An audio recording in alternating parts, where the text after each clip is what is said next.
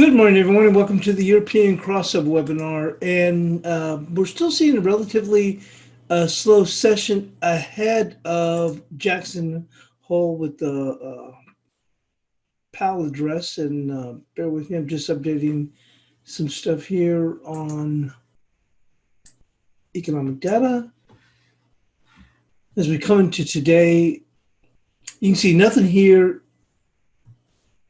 coming up until, actually I'm seeing, I did hear some of the squawk with the audio was low, but I'm not seeing anything here until we get into mortgage applications in the US session. And we do get at 7 a.m. Eastern, Mexican GDP. Then of course at 8:30 Eastern, we do get durable goods, and that'll be it.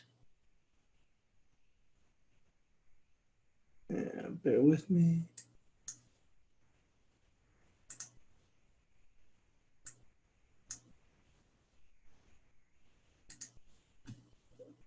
And they're just giving some information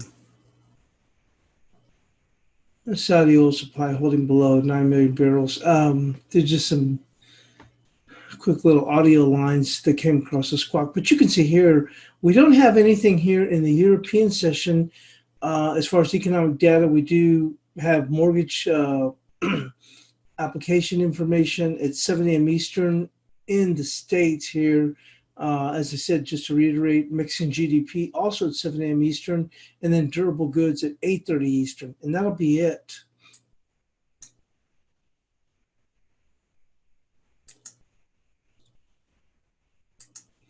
And actually just happen to be on the equities page right now. You can see another strong close here, pretty good strong close here by Google, still holding up here very well overall here in NVIDIA.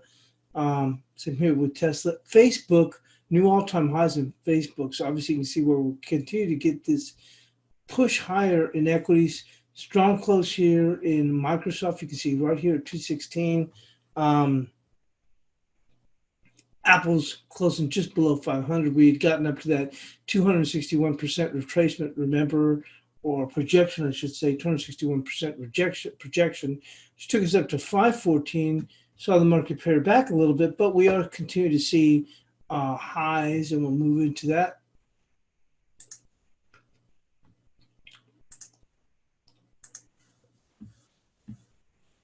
Look at the NASDAQ, new all-time highs.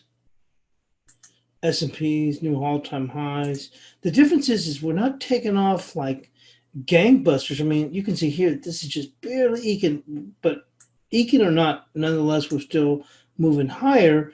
But you can see here, one of the things we've pointed out, or a point mentioned in the chat, is the breadth is very, very weak. It's those few key stocks that we focused on yesterday that are giving us that bid. You can see here, we just barely ease up, and then we just push a little bit higher. But once again, going into Jackson Hole, everyone expects Powell to be dovish. I mean, as we said before, he was dovish well even before the COVID. So there's no reason to expect that, oh, all of a sudden he's going to look and say, oh, well, you know, now I have to be a little bit more reserved.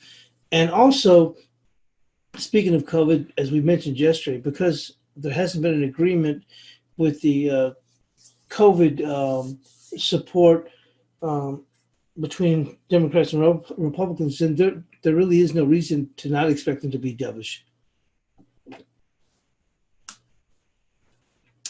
With that, we'll go in and take a look at where we are here in FX.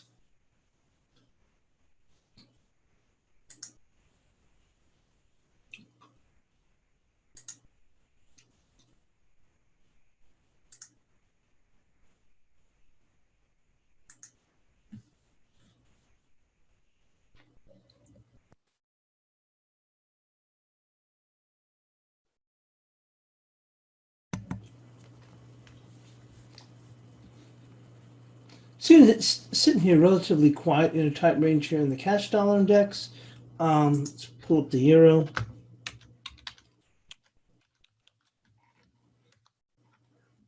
Same thing here, relatively quiet.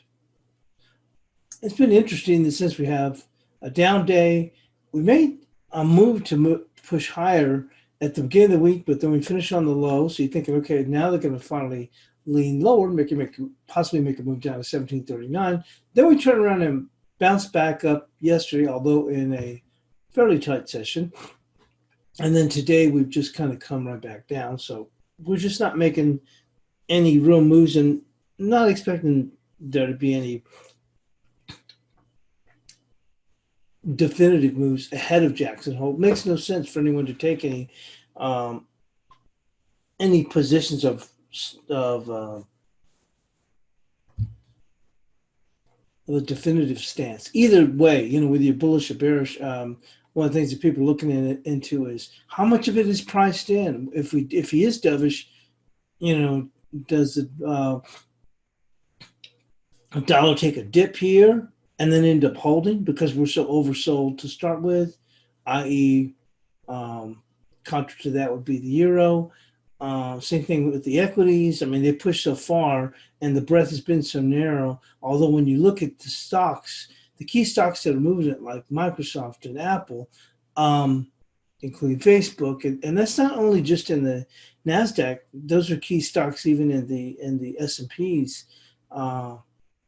So Microsoft, Apple, Amazon, with those moving, how much further? But that being said, those stocks continue to motor higher. So even if it is essentially a buy the rumor, sell the fact, it's not necessarily that they're going to immediately reverse. They may push higher and then stall, and we'll see it pare back. But it's one thing to see that; it's another thing to completely see a reversal. Although, once again, we stretch so far in these indices that certainly would be, open to seeing a dip back.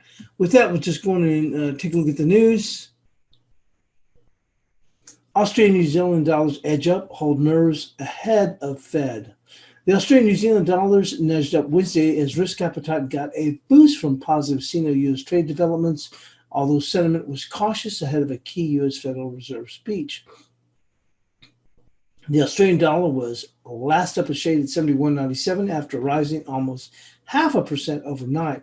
The Aussie has held a solid ground since hitting an 18-year trough of 55.10 on March. Has posted positive monthly returns from April onwards and is on track for yet another monthly rise in August. An earlier than expected reopening of the economy after curbing the spread of the coronavirus, better than feared economic data, and higher commodity prices have been factors driving the Aussie.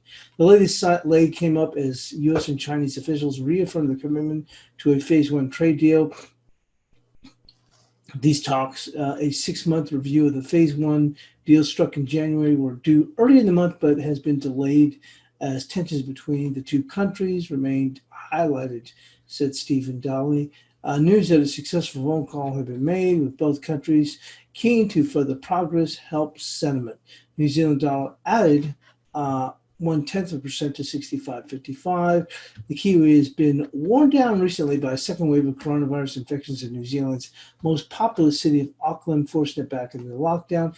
In addition, New Zealand's central bank has sounded more than dovish than its Aussie counterpart as considering launching negative interest rates. Australian Central Bank Governor Philip Lowe has requested said negative interest rates were extraordinarily unlikely in the country. The next major highlight for the currency traders is the Federal Reserve's Jackson Hole Symposium on Thursday, where Chair Jerome Powell is due to speak. The markets are on edge for a major policy announcement, with the Fed potentially announcing a review of inflation targeting programs at Dooley. The Fed might look to allow the U.S. to run hot for longer to boost inflation, a move that might boost U.S. shares and the Australian dollar over the longer term.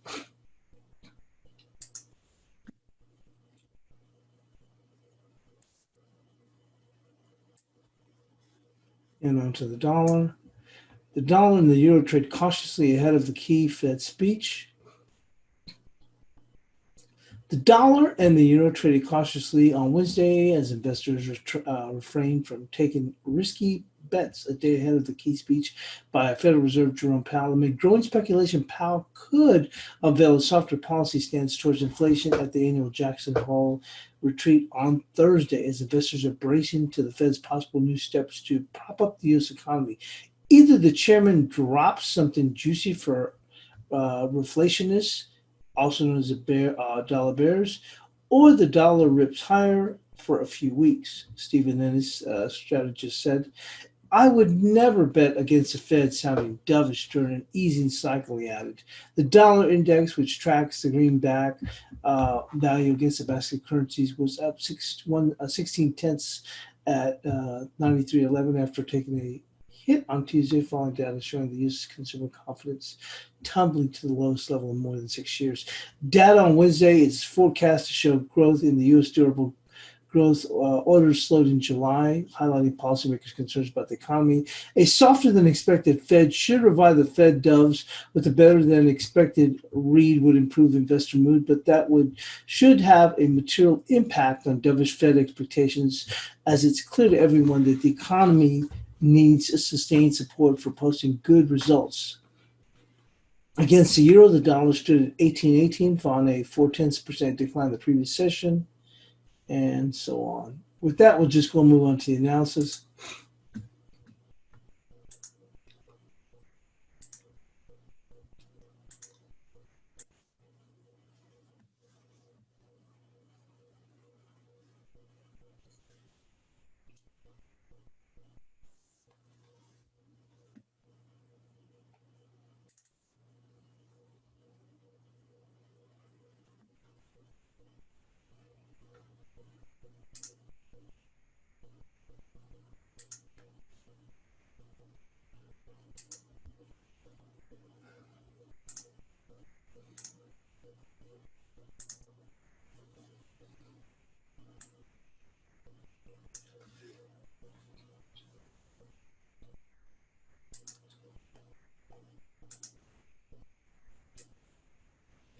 So Tuesday, the euro moved higher, closing about 40 pips from Monday's low, albeit in a tight session. Resistance will be 1870. You can see that here, but we're in a tight range today with support at 1739. So once again, pretty tight range today. Don't expect a whole lot.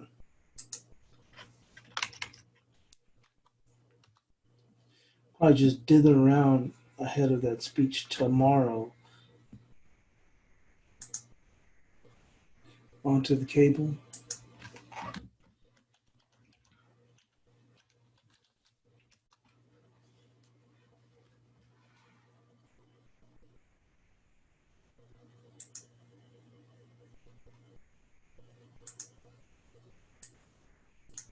So cable reversed fortunes on Tuesday, closing above Monday's high in a tight session.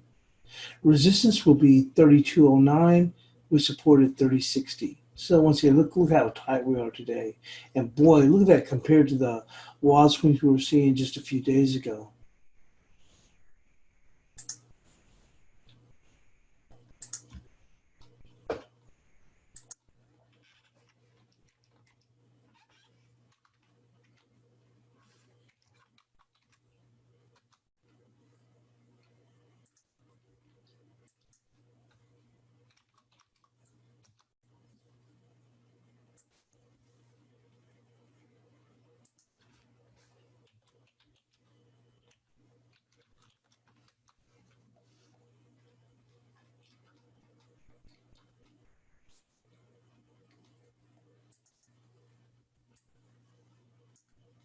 So the Aussie reversed Monday's pullback, closing at the highs of the session on Tuesday.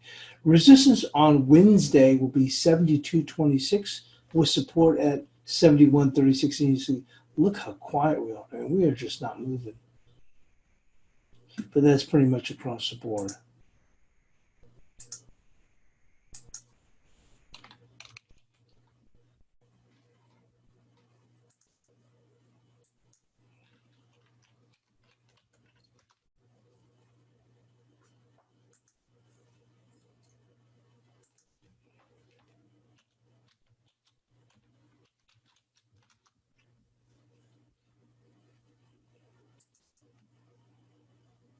And on to the Kiwi.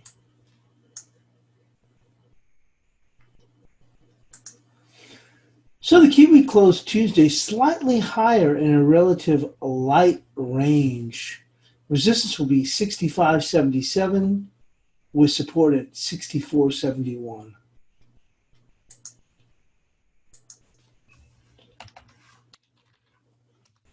With some of these, you can almost just say no changes across the board. Move into the dollar CAD.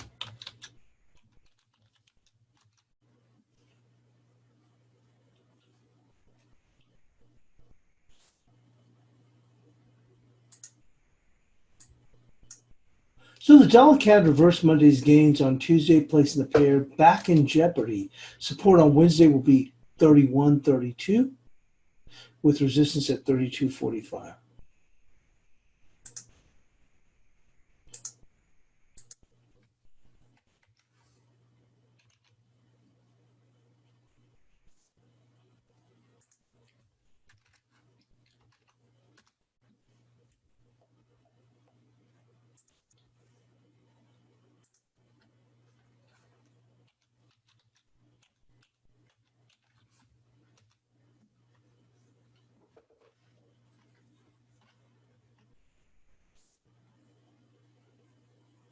And like I said, we're just not moving so ahead of Jackson Hole, so there's just not a whole lot to say. And once again, like I said, you could almost say no change and just call it a day there for most of these pairs.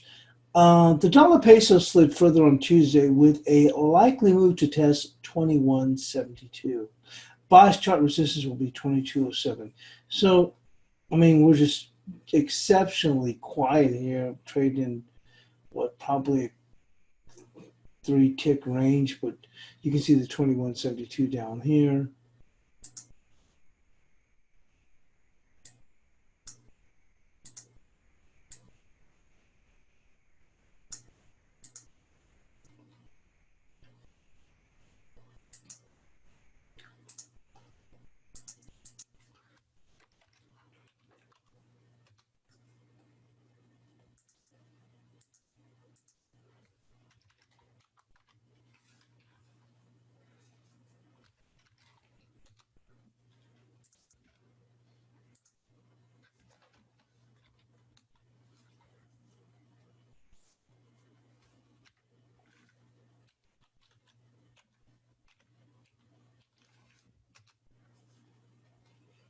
Looking here at the dollar yen, no real difference here. We made that jump up here to 647.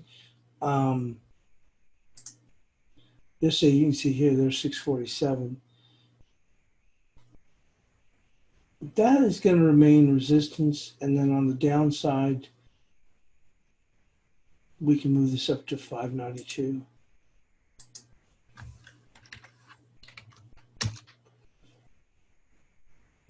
And onto the cash dollar index.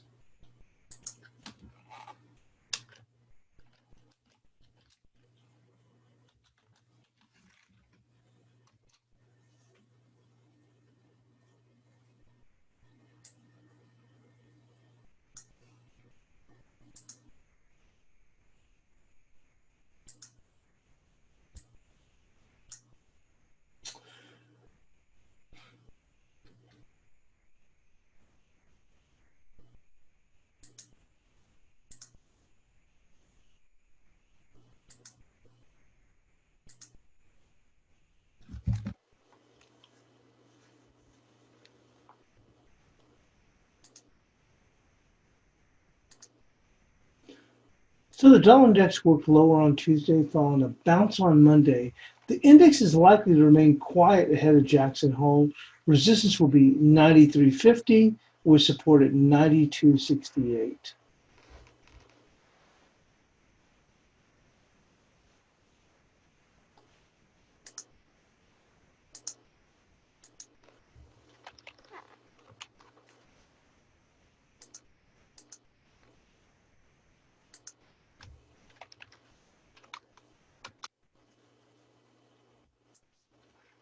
And with that, we'll get into the cross rates.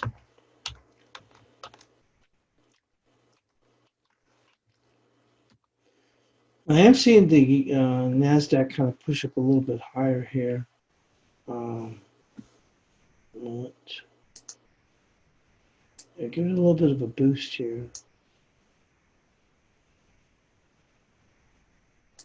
Like I said, you don't want to be standing in the way of this stuff ahead of Jackson Hole. As the gentleman was stating here on the news, Lou covering, is that he said, I would not bet against the Fed being, Jerome Powell being dovish in an easing cycle. And it's true. I mean, there's really no reason to think he wouldn't. So hence, we're going to stay bid in these indexes, probably offered in the dollar. That being said, looking here at the cross rates,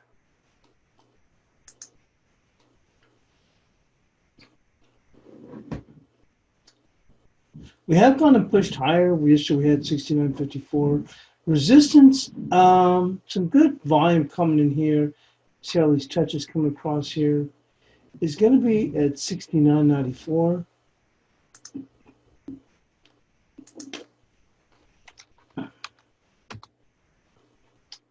Have made this step up in here in support. Is going to be right there. 69.06.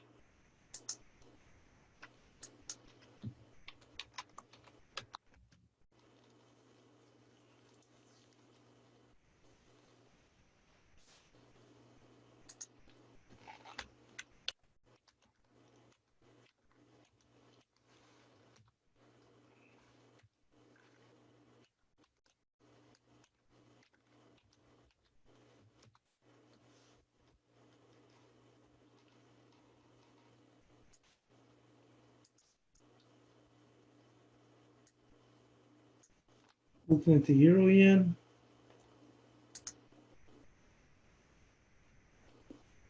We did make this foray up here to 26, kind of pull back a bit. From that, you can see the high coming in right there. Those two highs coming in 26.07.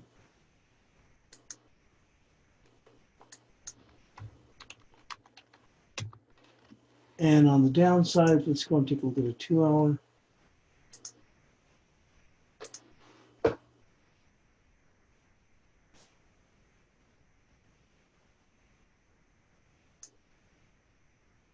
See here and here, I'd go right there off of that low.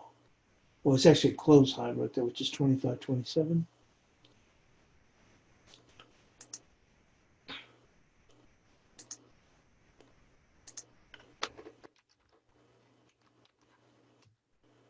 That was a nice little, not perfect as a Greystone Doji, but nice setup. And actually, as I mentioned, if you look here, you see here, the touch is here, the low body there, and the high body there. That comes in actually 25.96.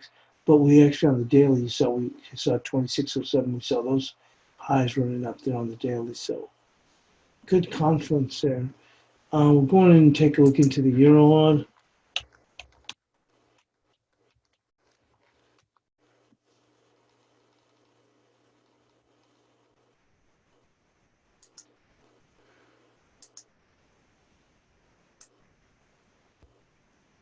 Good little Greystone doji from yesterday as we pushed hard, took out some stops. Coming down here, testing 64.10. Looking below, right here, 63.66. So potential to go there to 63.66.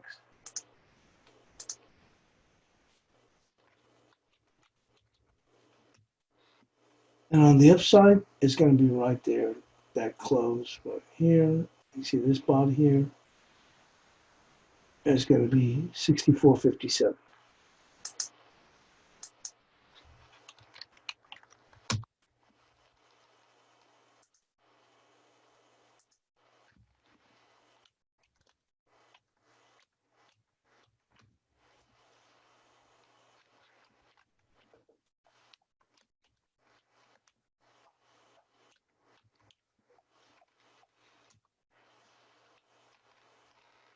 A pretty good little push yesterday. You can see here, I think we saw something similar with the euro yen, but you can see here we took out some stops up here, and then we turned around and paired back, um, opening the door to test down here, which would be 79.62 potentially.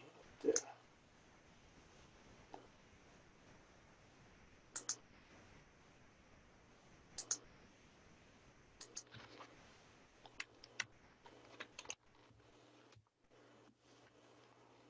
On the upside, let's take a look on the 2-hour chart. Right there, 80.75.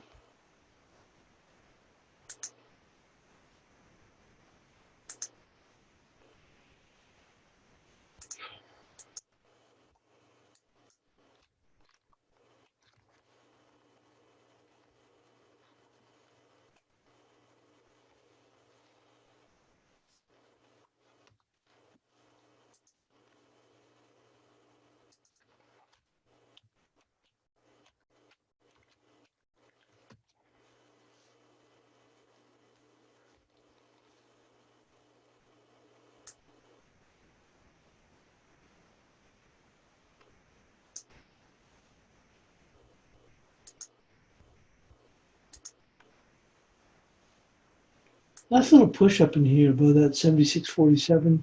And right now, it looks like we're finishing. Well, we're not finishing the day. It's got a long ways to go, but certainly working on definitely will be a gravestone doji. Resistance is going to be the high right there, right here and here. I think we should once again saw something similar like that with the euro odd. So resistance right there, that high, which would be 76.72.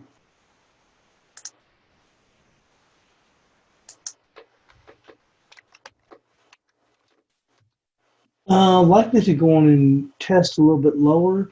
Look at this high there. That would be initial support right there. These two bars tying into each other. 76.25 for right now.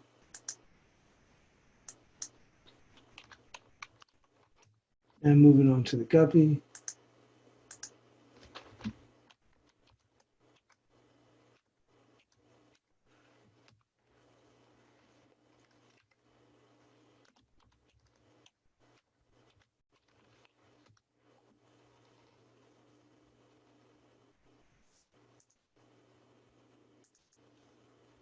Wow, very strong close here yesterday. But you can see resistance coming up in here. Right there at 40.22. Didn't quite make it there, but that's the resistance level.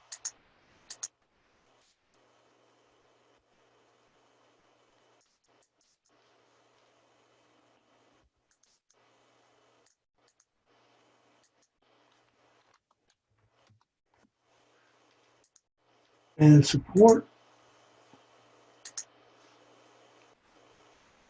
Boy, this is a strong move. So a little bit of a, almost like, once again, the body's a little bit too wide to say gravestone doji, but certainly a bearish little mark here, which opens the door for us to test lower. Maybe not a whole lot lower. You can see here some good volume coming across. That would be 39.37.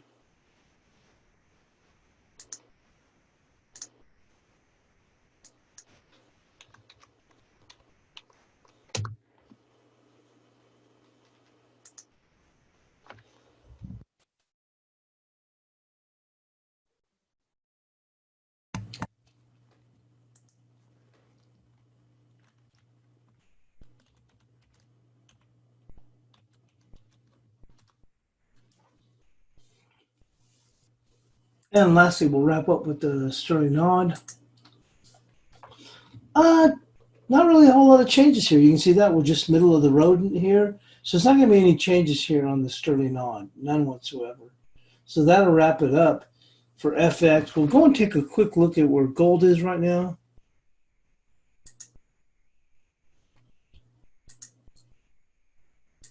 And as I mentioned to you, you can see here NASDAQ making a little bit of a push here. See that?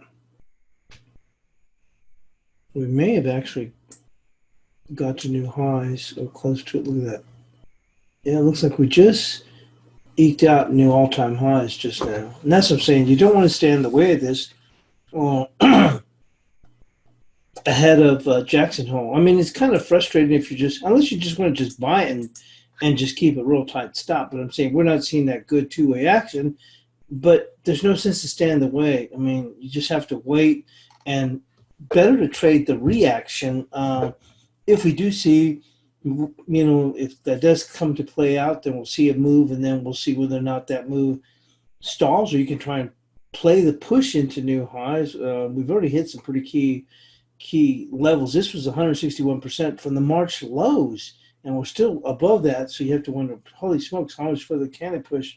Maybe we'll see a real strong blow off top. So maybe you join in. I don't know. I'm just saying I'd prefer just to play the reaction, see if it does, if we do see something like a sell fact, but don't try and outguess the market. Let the market begin to turn around. What I like to do is look at the individual equities and start to see them starting to roll over, then jump in. We saw something similar to that on Monday morning, and we saw a pretty decent little sell-off. Going back here, as I mentioned, to gold. Gold is certainly weakening a bit here at 1924. Concerns are that we could take out 19 even. If it doesn't play out the way they expect, and if they do sell into this, they're thinking that a break here from this 1900. Let's say we take a quick jump up in here, and we roll back. We break that 1900. We're definitely going to go and see some follow through on the downside. Although most believe that that'll be a buying opportunity, but certainly, like I said, this market is acting weak, and this would be a market that you would look on a rally, probably expect to sell into it. There's resistance here. 2016, you'll see the market definitely have some trouble there potentially. Unlike indices, which keep moving higher and higher and higher, you don't want to be outguessing the market. I'm sure there'll be people who say, yeah, if I can get a rally back up in here, just around 2000, I'll definitely sell into that. I mean, that would be the thinking here when you're seeing a market that's divergent, even though they expect the Fed to be dovish. You would think the gold is still moving higher, but we are starting to see some long start to exit a little bit. So this could be a potential for a sell the news type situation. With that, that'll be a day. I'll post the WISE chart, and thanks for joining us here on the European Crossover webinar.